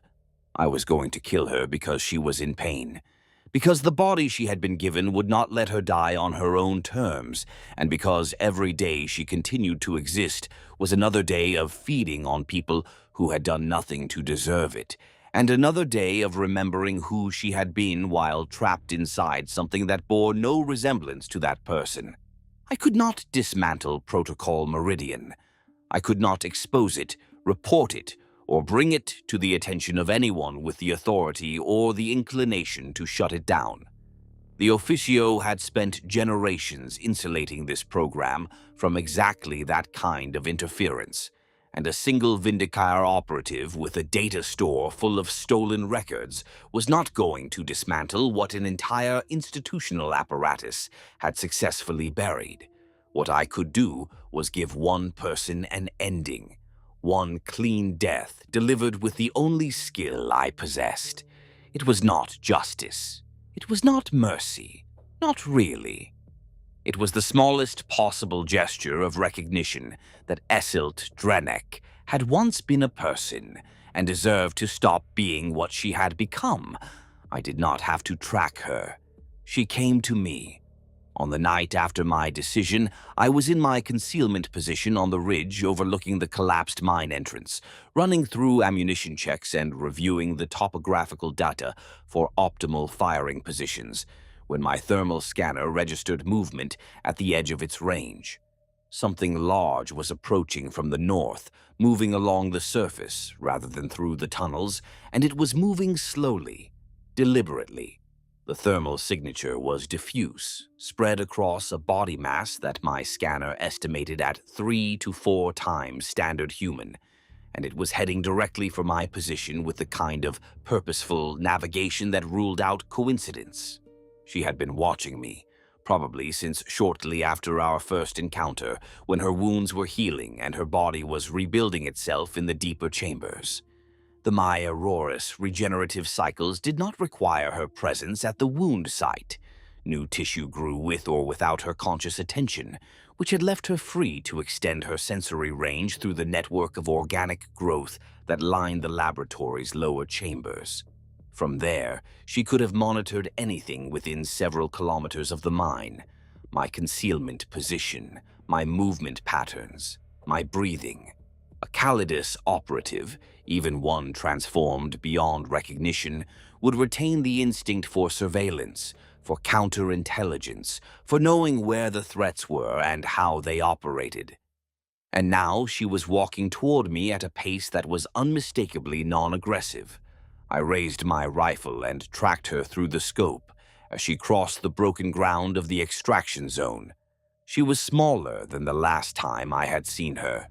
She had reabsorbed some of the mass she had accumulated, drawing it back into her core structure, condensing rather than expanding.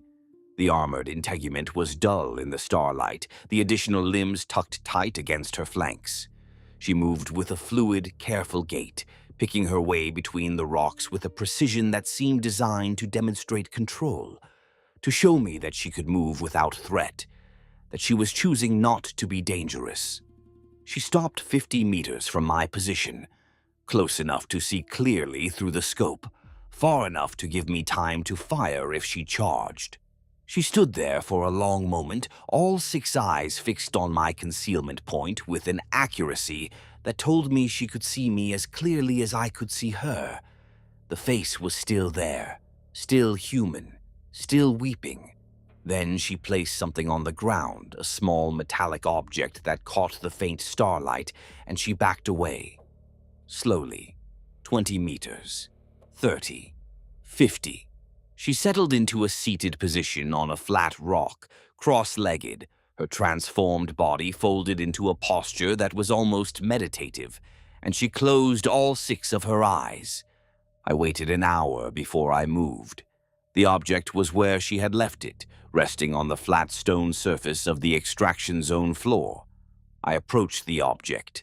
It was a data chip, Officio Standard, the same type used in secure internal communications, identical to those I had seen in the abandoned laboratory below. She must have taken it from the facility's storage during the early days of her deployment, when her hands were still human enough to operate the equipment. It was scratched and dented, the casing warped by years of contact with tissue that dissolved and reformed around it. I plugged it into my mission wafer's auxiliary port, and the contents populated my display. It was a message. Recorded, I estimated from the file's metadata, approximately 6 standard years ago, during a period when Drenek's transformation was presumably less advanced than it was now, when her vocal apparatus might still have been capable of producing clear speech. The message was not addressed to anyone in particular. It was a testimony, a statement of fact delivered in a voice that was recognizably human, if strained, with the occasional distortion that suggested the speaker was fighting against physical changes in real time to get the words out. She described her induction into Protocol Meridian, the transfer order that came without explanation, the facility underground, Location unknown. The surgical table. The restraints. The medicae, who would not meet her eyes. The needles.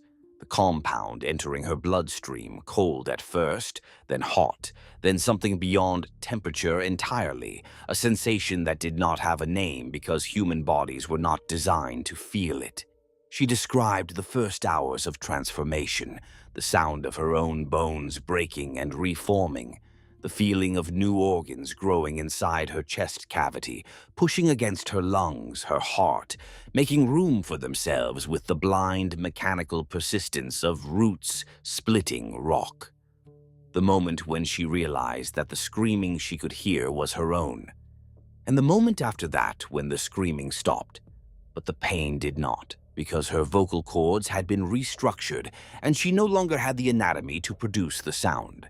She described the integration phase, learning to move in a body that changed its configuration daily, learning to see through eyes that multiplied and migrated across her skull, learning to manage a hunger that was not like any hunger she had ever known, not the hunger of a missed meal or even the hunger of true starvation. This was something that existed at the cellular level, a demand from every fiber of her being for more material, more mass, more fuel for the endless process of becoming. She described her first feeding, a mining worker on this very world, a man she had watched for days from the tunnels, learning his routine, his schedule, the route he walked between the mine entrance and his hab unit. She had taken him in the dark. The membranes along her arms had done the work, enveloping him, breaking down his tissue, absorbing him into her own mass. It had taken less than a minute. It had felt, she said, like relief, like scratching an itch that had been building for weeks. And the worst part was not the act itself. The worst part was how good it felt, how right, how perfectly calibrated the reward response was, how precisely the Maerorus gene template had been designed to make the consumption of human biomass the single most satisfying experience available to its host organism. The hunger was the punishment. But the satisfaction of feeding was worse, because it meant that every time she killed, a part of her was grateful for it.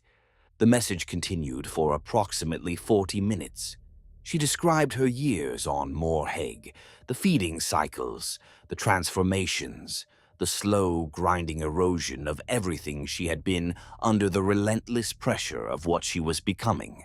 She described the moments of clarity, increasingly rare, when the fog of hunger and mutation lifted enough for her to remember that she had once been Esilt Drennick of the Callidus Temple, and the agony of those moments, because clarity meant awareness, and awareness meant understanding, in full and without mercy, the scope of what had been done to her. She described the children, the 2 children on the hive world whose lives she had saved at the cost of her own humanity. She did not know what had happened to them. The files she had read before her transfer had been redacted. She knew with the cold logic that the Officio instilled in all its operatives that they were almost certainly dead, eliminated by the secondary team within days of her extraction. She had saved nothing. She had accomplished nothing. Her one act of conscience, the single moment in 27 years of service when she had chosen to be something other than a weapon, had resulted in 3 losses: the deaths of the children she was trying to protect, the destruction of the person she had been, and an existence that would have made the most creative of the Emperor's torturers weep with professional envy. And she could not even blame the Officio for the logic of it. 2 children who could identify a Callidus operative were a genuine security risk. The elimination protocol existed for a reason. She had known that when she filed her exemption request. She had known it when she extracted without completing the protocol. She had known it, and she had done it anyway because knowing the reason and accepting the reason are different things, and sometimes the knowing is not enough to make you pull the trigger. The message ended with a request. It was not addressed to me specifically, because Drennick had no way of knowing who would eventually find the data chip, if anyone ever did.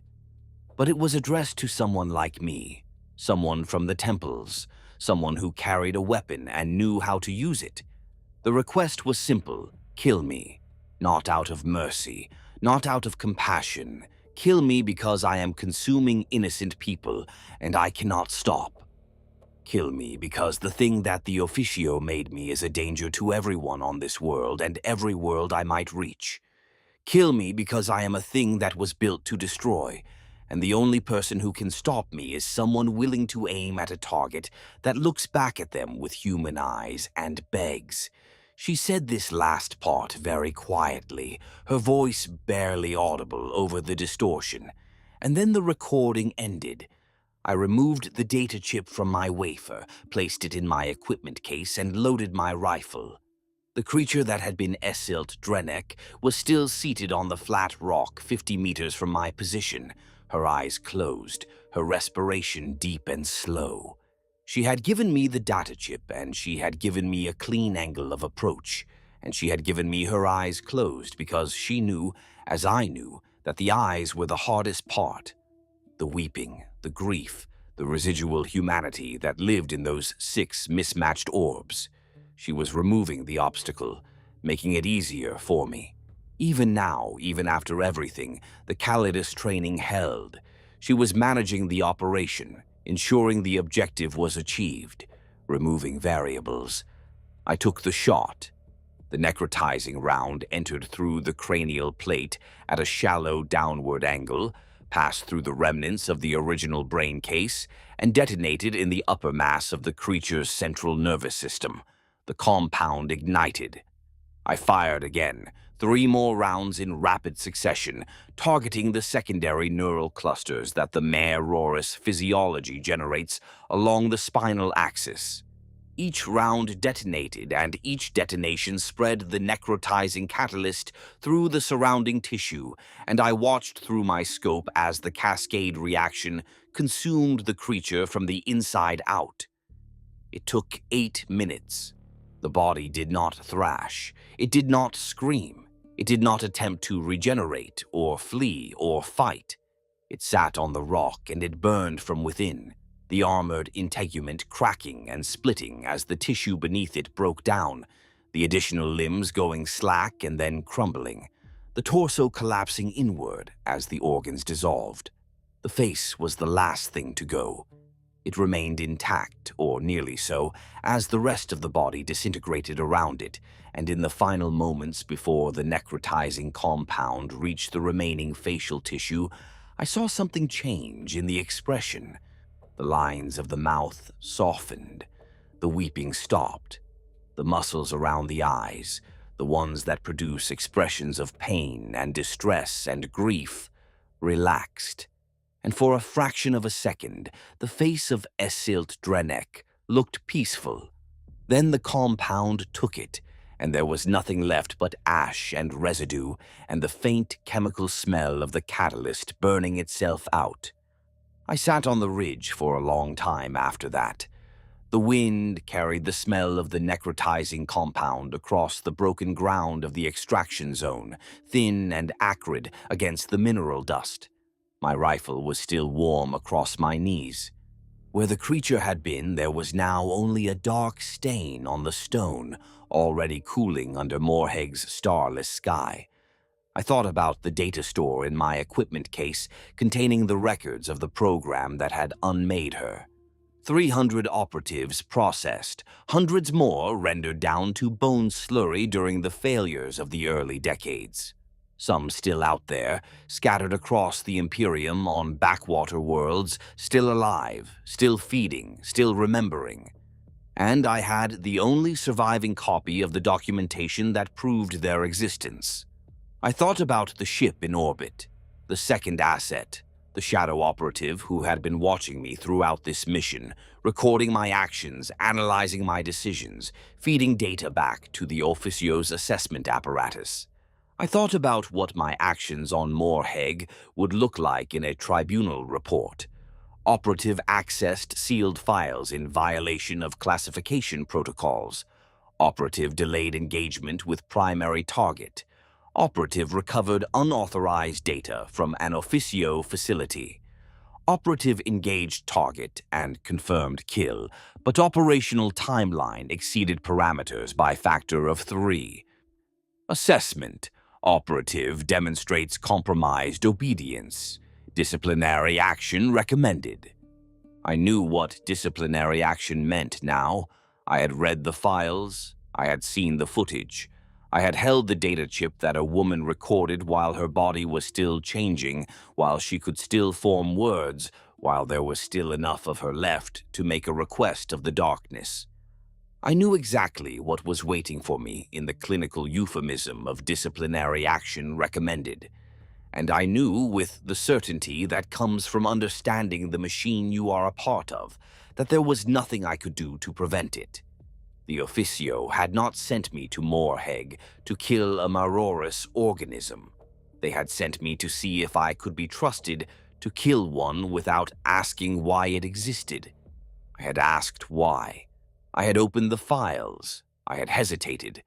I had listened to a song in the dark and felt something that the Vindicare Temple had spent a decade training out of me. And the ship in orbit had recorded all of it. But the ship in orbit had not recorded everything.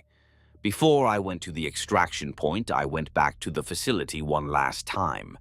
The shadow asset would register the detour through my SynSkin telemetry.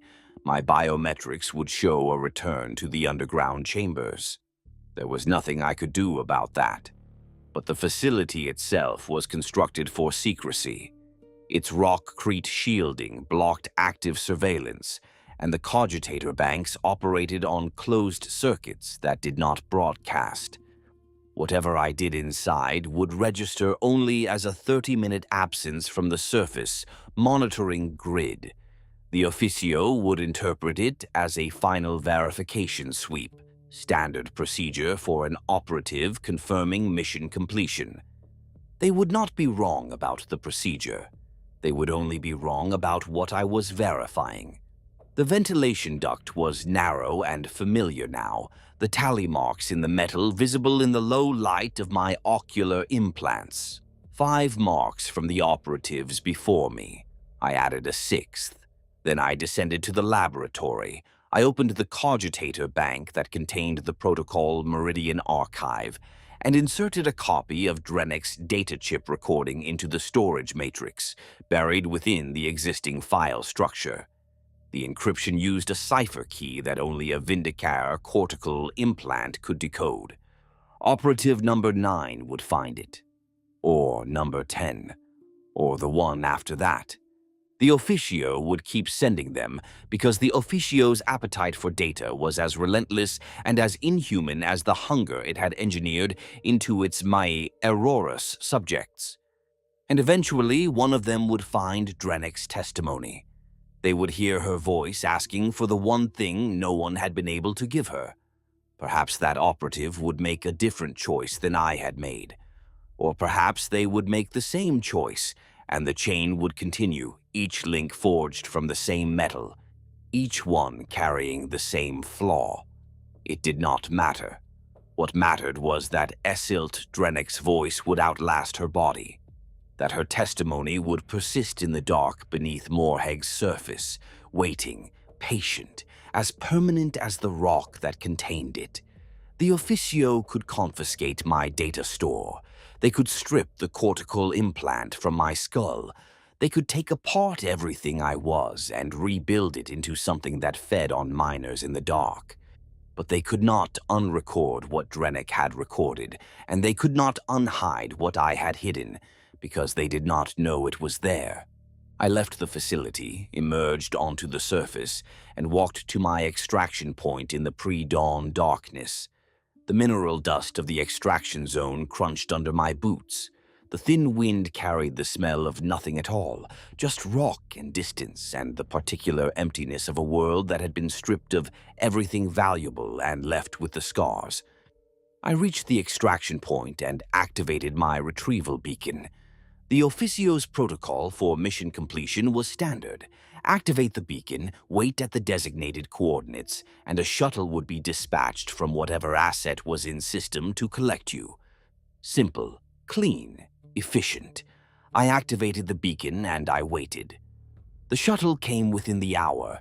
It descended through Morhegg's thin atmosphere without running lights, a matte black wedge of metal that made almost no sound as it settled onto the flattened ground of the extraction point. The rear hatch opened. Inside, the cabin was lit with the same copper-tinted illumination that I remembered from the facility on the asteroid. A figure stood at the far end of the cabin, half silhouetted by the light. Director Secundus Lethane-Toriv. She was wearing the same gray uniform, the same electrum sigil on her collar. Her face held the same expression of controlled professional interest that she had worn during the briefing. She looked at me the way a surgeon looks at a scan result, assessing, evaluating, determining what the data revealed about the system's function. I boarded the shuttle. The hatch closed behind me. The shuttle lifted off Morhegg's surface and accelerated toward orbit, and through the narrow viewport beside my seat, I watched the planet shrink, gray-brown and scarred, diminishing until it was just another point of light among millions. Somewhere down there, on the ridge where I had killed Esilt Drenek, the dark stain on the stone was cooling. Somewhere down there, 400,000 mining workers were beginning another shift, descending into the shafts, extracting ore, eating, sleeping, living their small and unremarkable lives without any knowledge of what had been hunting them in the tunnels beneath their settlement, or what had been done to create it. They would never know. That was the Officio's gift to the people it claimed to protect. The absolute assurance that the worst things in the galaxy would remain invisible, that the horrors would be contained, that the monsters would be managed by other monsters in the dark, where the light of the Emperor's Imperium could not reach and did not want to. Toriv did not speak during the ascent. She stood at her end of the cabin, and I sat at mine, and between us there was nothing but recycled air and the hum of the shuttle's engines and the weight of everything I had seen and done and learned on the surface below. When we reached orbit and docked with the ship that had been watching from above, she finally addressed me. She told me that my mission report would be filed as a successful target elimination with no complications. She told me that the data I had extracted from the underground facility would be recovered and reclassified. She told me that my operational record would reflect a clean deployment. And then she told me that the Officio had been monitoring my psychological profile throughout the mission via the biometric telemetry built into my skin, and that the data indicated a statistically significant deviation from my baseline emotional response patterns during the period following my access to the sealed files.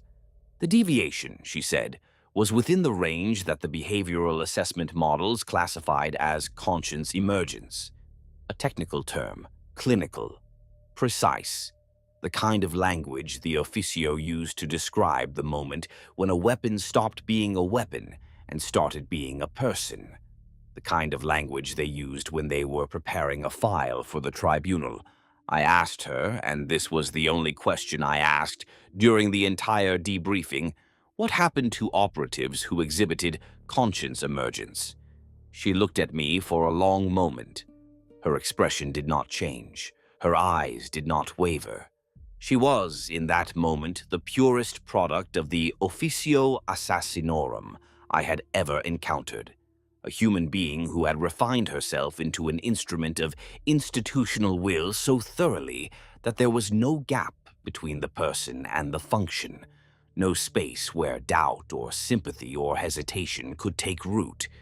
She told me that operatives who exhibited conscience emergence were assessed on a case-by-case basis, that some were returned to their temples for recalibration, that some were retired from active service and reassigned to administrative roles within the Officio's support apparatus, and that some, a small number, were referred to a specialized program for further evaluation.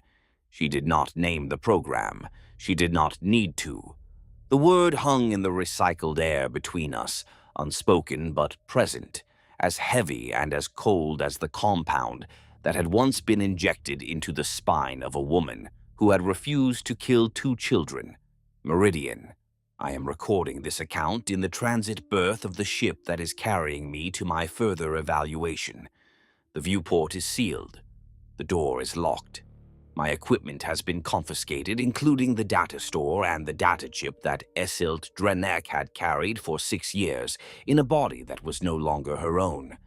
I have nothing but the cortical implant behind my left eye, recording my words as I speak them into the dark of this small metal room. I do not know if this recording will survive, but I am making it anyway because Esilt Drenek made a recording in a cavern on a dead world while her body was tearing itself apart. And if she could do that, then I can do this. 300 names, 300 people punished for the crime of being human by having their humanity burned out of them and replaced with something that would never stop being hungry and never stop remembering. This is what the Officio Assassinorum does to its own. Not death, not servitude, transformation. They take the person you were and they use it as the foundation for the thing you will become, and they make certain you are aware of every stage of the process. The awareness is the point. The awareness is the punishment. The body is just the vehicle. The ship's engines have changed pitch. We are decelerating. We are approaching our destination. I can hear footsteps in the corridor outside my berth. I can hear the locks cycling. I will finish this recording now. I have said everything I have to say except for one thing. Esilt Drenek's face in the last moment before the necrotizing compound took it. The piece I saw there. I have been thinking about that piece for the entirety of this transit, turning it over in my mind, examining it from every angle, and I have come to a conclusion that the Officio's behavioral models would classify as irrational. I do not think it was the piece of surrender. I do not think it was the piece of relief. I think it was the piece of defiance. She had been given a body that would not die, a hunger that would not stop, and a memory that would not fade, and she had found a way to end it on her own terms by giving the weapon to someone who would use it. Her last act as a Callidus operative, managing the objective, ensuring the mission's success.